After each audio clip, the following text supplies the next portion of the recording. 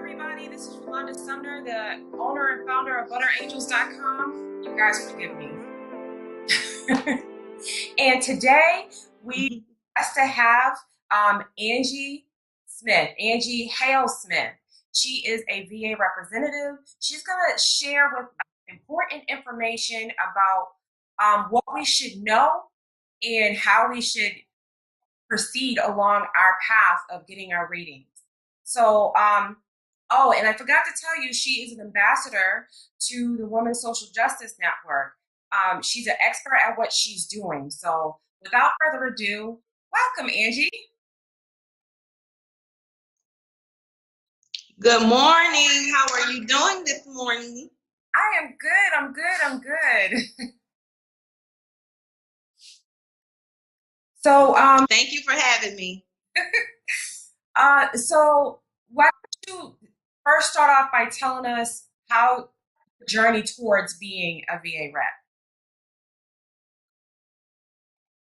Okay, so I come from a military family, father, uncles, a lot of people in the military. I served in the Navy, stationed over in San Diego. Did that for a couple years, and then I came back to Georgia, and my father is actually a Gulf War veteran. We got back home, he had a lot of issues. A lot of things were going on, and started taking him to VA. Once I started taking him to VA, I noticed, a lot of veterans don't have anybody to assist them in the help that they need to get.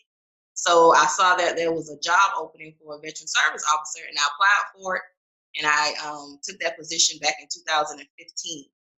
Ever since then, I've been a representative. I actually work for the state of Georgia as a GDVS officer, but my office is located in the VA in Carrollton.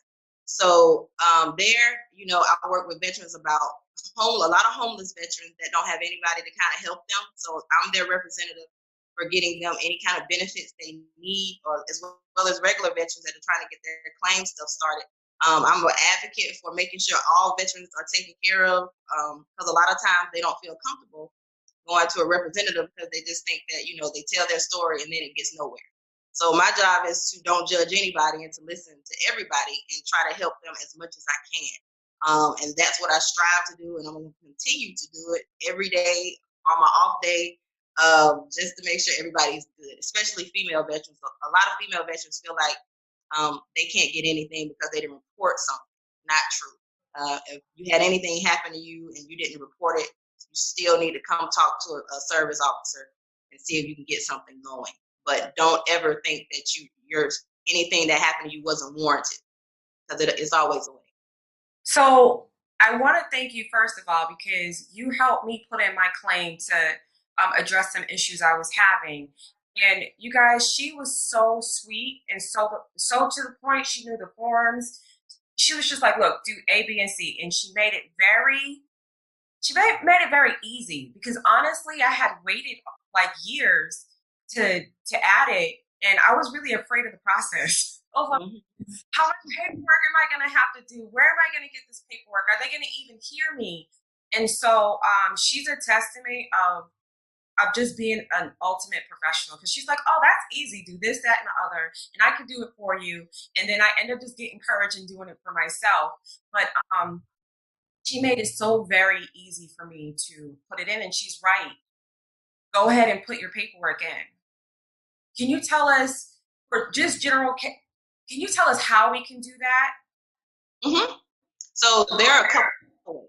So some don't feel comfortable coming into the office, but there's what we have at e-benefits, where you can actually go online, create your account, and you can do all your claim stuff online. A lot of people don't like using e-benefits because it's confusing and they don't want to make sure they do it wrong. So if you feel like you're not safe that way, you can always go see a veteran service officer. We're located everywhere. In Georgia, they have American Legion representative, VFW. But if you don't feel comfortable, you can come into the office. And the only thing you need is a copy of your DD-214, most definitely. And then depending on what you're doing, you need a current diagnosis of whatever you're filing a claim for. The only things that don't really need something that don't need a diagnosis is hearing loss. And that's one that I always tell people, if you feel like you can't get anything, at least attempt to get hearing. The ringing in the ears, tinnitus. If you're just trying to get service connected, that's one of the ones I always start out with first, because depending on what your job was, you can get it, because that's how they base it off of. It's not a test for it, but they look at what your MOS was in the military, and those MOSs are ranked by low, mild, or moderate hearing loss probability.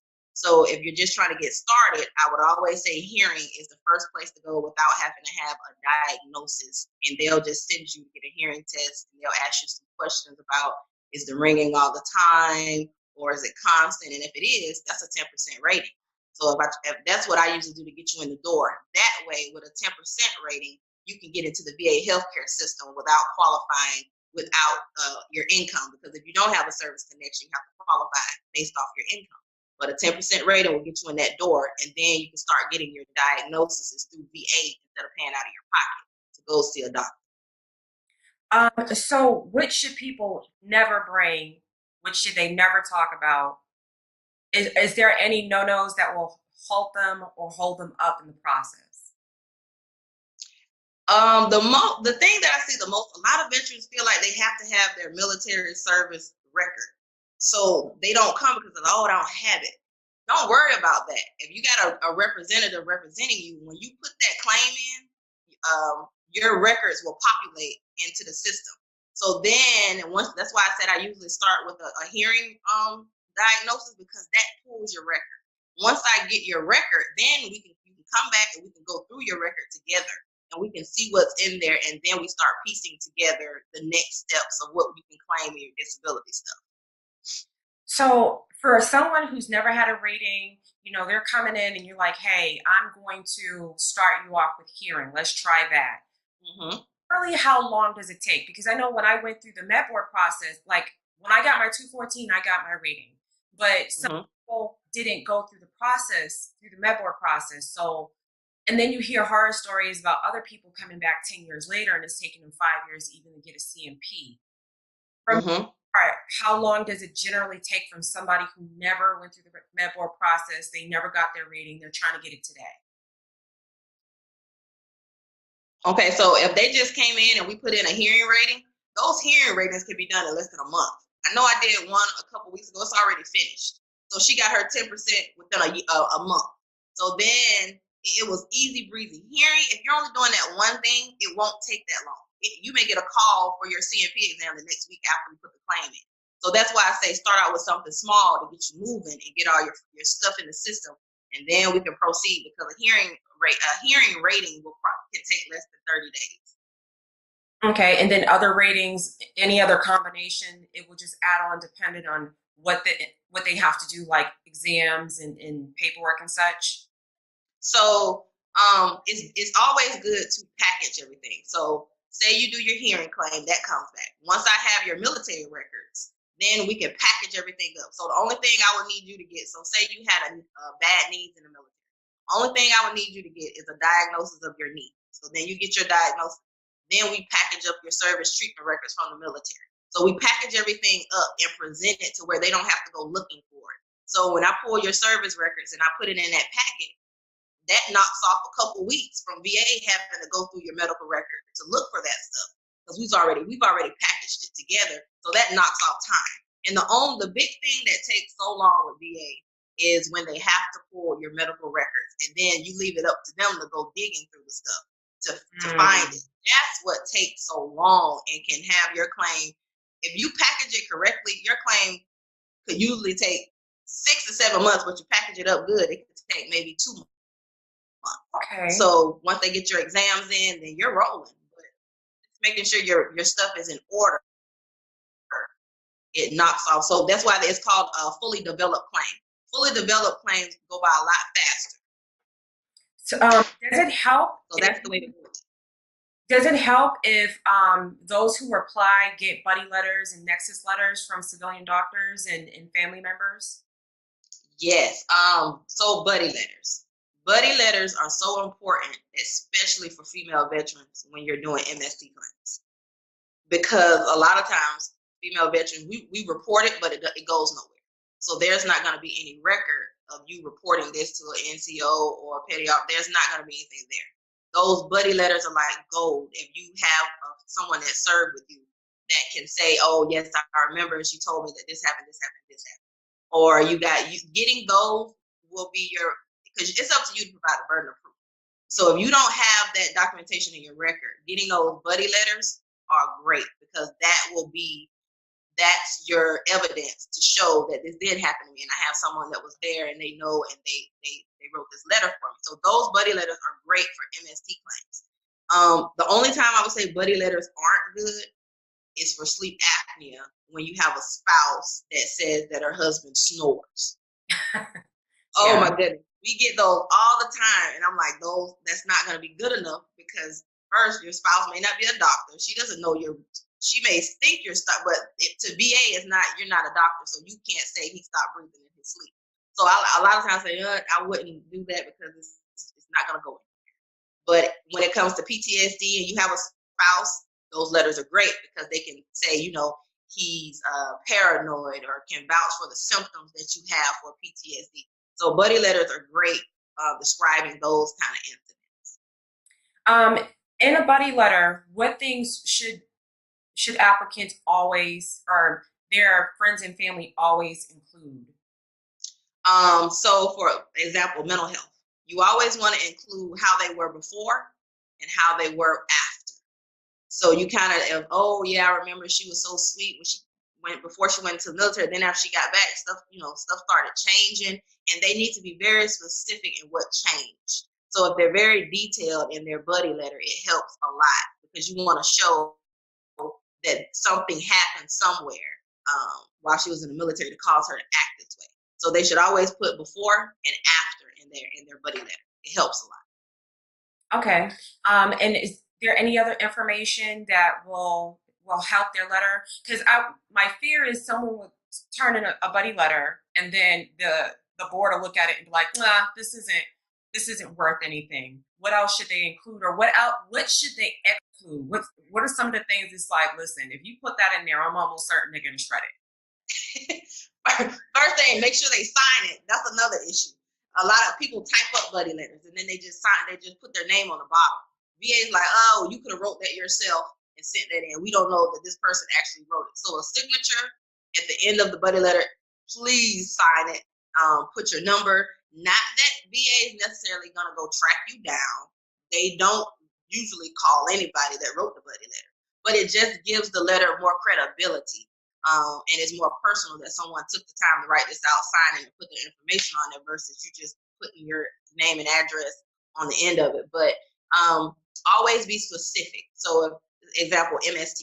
If you are doing a buddy statement for MST, you need to make sure you're just as detailed as the veteran that had the MST happen to them. So details, names, dates if you can, but usually people don't remember the dates. But just very detailed and descriptive in how it made that person feel from your standpoint, how it made it feel, because that is more believable when you actually put all that information into the letter. Don't just put generic stuff. I've seen some horrible buddy letters. Just scribbled on there. There's no date. Yeah, she told me that this happened, and I knew it hurt her feelings. That was it. I'm like, oh God, don't what other things do veteran packets need to include, like their medical record, their buddy letters? What are the other secret things that they can put in there that'll help?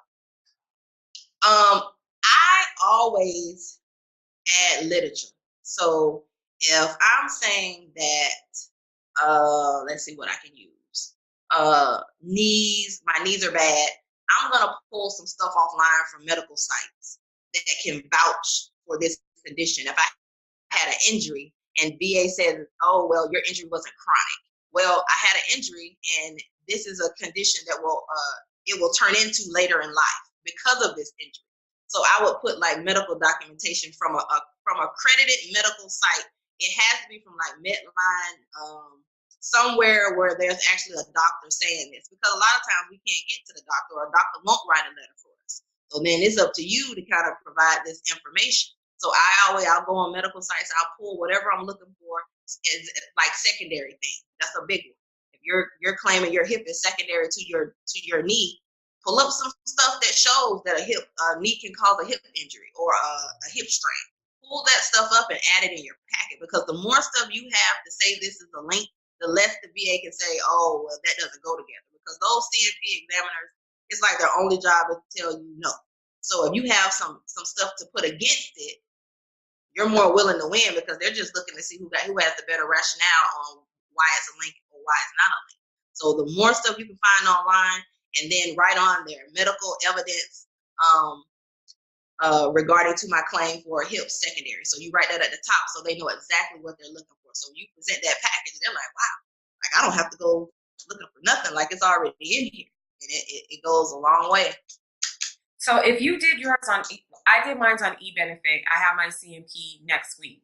I uploaded my buddy letters, my entire medical record that was in the VA, downloaded it and uploaded it. Do I have to bring all of that stuff with me in person, or can I upload it into the system and will they look at it? This is the thing. CNP examiners always act as if they don't know anything. They say, oh, well, I don't see that, or I didn't get that. So I always say, you don't need to take a lot of stuff, but if you're saying that you have chronic pain or something like that, take that information that says you have this condition, because sometimes they say, well, I don't see a diagnosis for that. So take your diagnosis, take your treatment stuff and show, oh, well, I've been getting treated for this for years. That way they can't say they don't have it, and then you have it. So sometimes they will, but just in case they don't, just take it with you. Just the stuff showing you have the diagnosis and how you're treated for it. And then that way you can say, oh, well, I have it here. This is how long I've been getting treated for that. Sometimes they'll look at it and say, oh, okay, I didn't have that, so thank you. Because CNP examiners may say they don't make those decisions on your claim. That they have heavy. Yeah, right. They're checking a box. Exactly, because there's a box on that DBQ that says, it is my opinion that this is a 50% probability that this happened in the military, and then there's a 50% less than probability that they check those boxes. So if they check the one that says it's likely, that means your claim is pretty much granted. If they say it's not, when they send it back to VA is like, oh, well, the CNP examiner said this didn't have nothing to do with the military. So they do. So I always tell people, don't worry about what VA is saying. It don't matter what the VA said. It matters what those CNP examiners are marking on that DBQ that they're doing with you for those ratings. They're the ones that say it is service connected. The VA just does the rating. So those CNP examiners, that's where your stuff starts. Even though they may say, well, I don't know what's going to happen. Oh, yeah, you do. You know if it's service connected or not. So that CNP exam is where you go all out. And I tell people, especially for PTSD, they feel like if they go to that CNP and they say, oh, I've been suicidal, that they're going to get taken upstairs, or they're going to get. Exactly. So they're afraid. I tell them, if you've been homicidal or suicidal, CNP is where you need to say it. Usually they're not going to be at hospital. They're going to be at these little clinics. So they're not going to send you upstairs or have you locked up because you've been suicidal. Don't be afraid to say how you're feeling, because those are the people that need to hear it. So don't say, oh, I didn't want to say that because I was afraid they were going to lock me up for 5 days. No, you need to say it. Only thing they can do then is they can say you need to seek further treatment after you leave. But that is the place to let your truth out. Awesome. So I want to recap a little. If I miss a step, please interrupt me and let me know. So the first thing we need to do is just do it. Just make a decision to actually file. The second thing is, if you do not have a claim, or you don't know you have a claim, a good place to start is with the representative, and is for hearing. And they'll go based off of your tests. The third thing is pull up all your medical records. Do your own footwork. Do your own due diligence. Make sure your buddy letters are in with a perspective of before the incident and after the incident and how it's affecting you. And be as detailed as you can. Make sure your buddy letter, if it's typed up, because I understand, make sure they sign it. They have to sign it so it verifies that this person did write it. Put a date when they wrote the buddy letter, put some following contact information. And then the last thing is be open. No, that's not the last thing. The next thing is look up your condition online with an accredited medical medical body, a medical element, accredited, an MD, a PhD, basically an MD must be the one who's writing this, and print that out so they can look at it there. And then the last thing is be open and honest about really what's going on with you. Don't hold back. Now, I'm going to tell you guys this. I did an article about it like a couple of weeks ago. Do not go in and self-diagnose yourself, ladies. We are so used to being like, because I don't tell my family how much pain I'm in. I don't tell them I'm off or not. I just deal with it and keep it moving. And they know.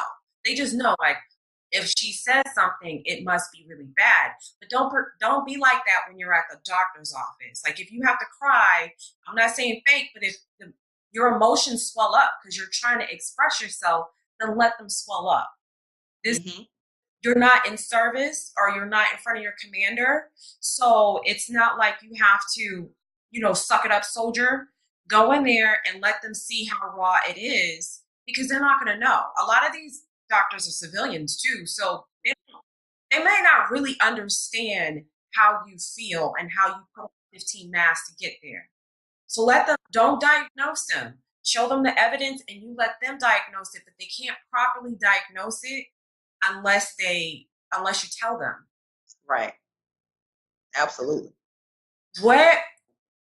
What's some advice that we should absolutely, these are things, and this can be general advice.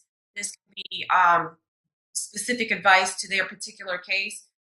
What is some advice that you can give us that we should work on right now? And this is so funny. I know everybody loves talking to other veterans. Please don't believe everything you hear from another veteran. Veterans give some of the most false information, and because their situation was like this, everybody's situation is different, and sometimes people exaggerate and say, "Oh, I just did that. You get that? Oh, put it in." No. Just go see a representative, but don't let another veteran talk you into some stuff, because they will have you messed. Don't listen to them, but take it with a grain of salt, because sometimes I'll be like, "What? That's not true." And then a lot of people will get deterred because of what they've heard from somebody else. So I'm going to interrupt you here too, because before I went through the medical board, I heard crazy stories. Seriously, it was like, "Oh, they lost my paperwork. They did this to me. They did that to me. I've been in this board process for years and da da da." I'm telling you, I had the smoothest process ever. I had the smoothest process. Why? Because I took every opportunity they gave me. They were like, "Look, these are these 6 classes. You can take one or all." I was like, "I'll take all." When they said be somewhere, I was there. I was early waiting. I had a good attitude. I communicated with my direct leader, and my direct line leader was like, "Look, you're on the medical board process. I just want to know you're live every day and that you are where you're supposed to be. Do everything you're supposed to do. If they say turn right, turn right." I think what the problem is with a lot of people when they go through the board and they have these horrible experiences is they want to take things in their own hands. And I suggest you not do that. If they mess up, then documentation that they messed up and they told you to do the wrong thing. But if you mess up, they're not trying to be on your side. So you can have a smooth process if you take advantage of everything they offer you and do what they tell you to do. Nothing extra. Don't be trying to make decisions on your own. Do exactly what they tell you to do. You can get everything you want. Be smooth. But you can't be going rogue. I ain't going. Go pieces of advice. Right. Another big thing too. Another big thing. Please don't do an appeal. By all means, stop doing appeals. Some representatives will not give you other options. That's not a good representative. If you've been denied 3 times, then your only option pretty much is to do an appeal. But you can do a reconsideration as many times as you need, as long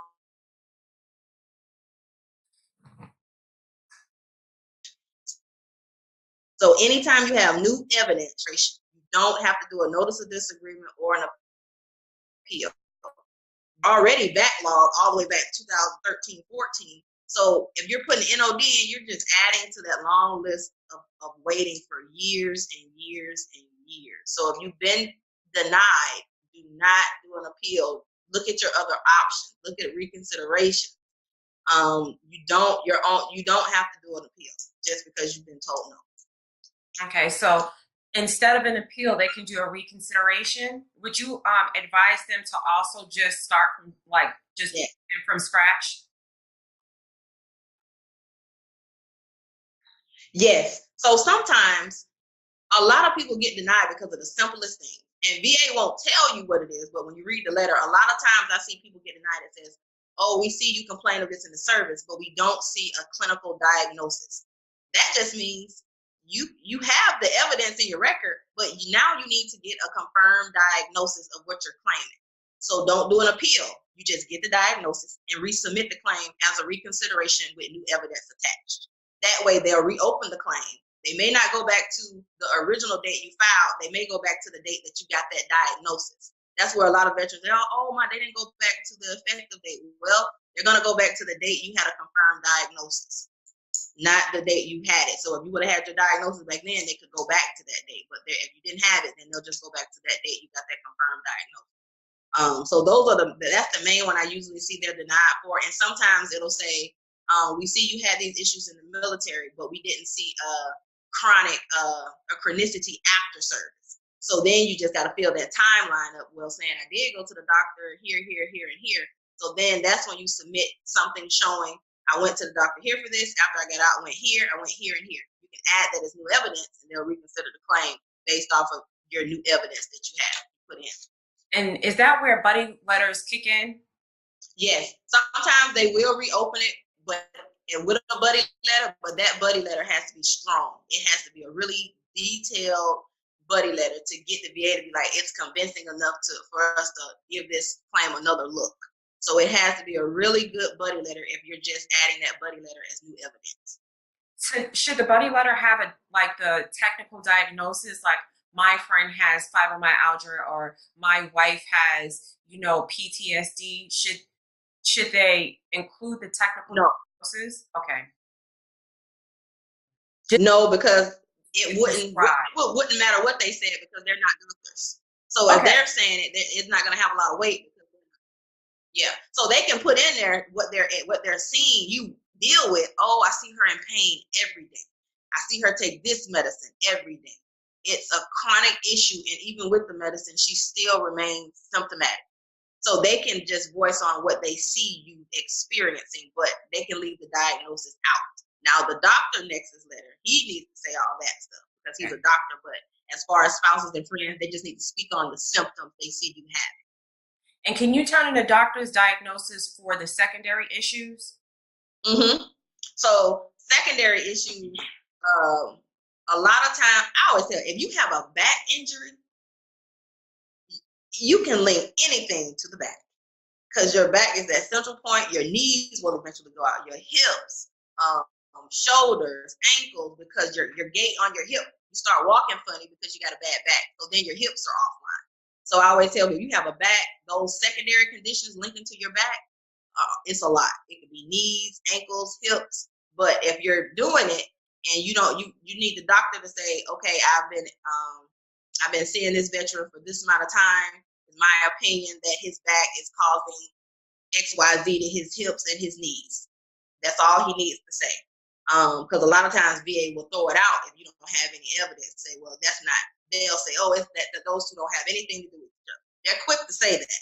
So when you're doing secondary stuff, you got to make sure you have your medical evidence to verify that this could be a secondary condition to that condition. Okay. Especially anxiety. If you have a back, a lot of veterans I'm seeing, they have a back disability. And I say, well, okay, well, why are you not doing depression? You're 30 years old and you got a bad back. You're limited on the stuff you can do. That doesn't make you depressed. A mental health rating can be anywhere from 10 to 100. I've seen veteran service connected for a 10% back and 70% for depression due to the back. So if you have a back, depression will follow right along with it. Good to know. Thank you. Thank you. Thank you. Where should my audience go to find you, or where should they go to find answers? Because I know you don't want like a million. Well, I don't have a million followers yet, but one day, I know you don't want a whole bunch of people calling you and calling you talking about I need to see you directly. Look, let me tell you something. I truly believe that if you find something that you love to do, you don't work. This is my passion, so I welcome referrals. I welcome anybody that has a question to come see me. I'm not that type that's going to say, oh, well, I don't have time to, it may take me a little while to get to you, but I'm going to get to you. But I'm willing to answer any question you may have or point you in the right direction just to give you a jump start. And then you can go to someone closer in your area. Or if you just got a question about if they did something right, you can hit me up on Facebook. And I'm always busy on Facebook. I get so many people on Facebook. So all day long, after I get off, I probably got a whole bunch of messages. Hey, I just put this in. What do I need to do next? Okay, let me give you some information. There you go, and send it off. So you can reach me on email, Facebook, call me, email, whatever you need to do. I'm willing. Awesome. Okay, so I'm going to list all of her links below so that you can contact her if you feel like you need to. If you don't want to contact her, you want to speak to somebody in your area in person, where should they go? They can Google veteran service officers, and they'll pull up the closest offices that's in their area. So they just need to Google veteran service officer in their area. Awesome. Thank you so much. Oh my goodness. I learned so much in this conversation. I got some work to do. I got some research. But I hope this helps so many people. Thank you so much. I appreciate it. You are very welcome.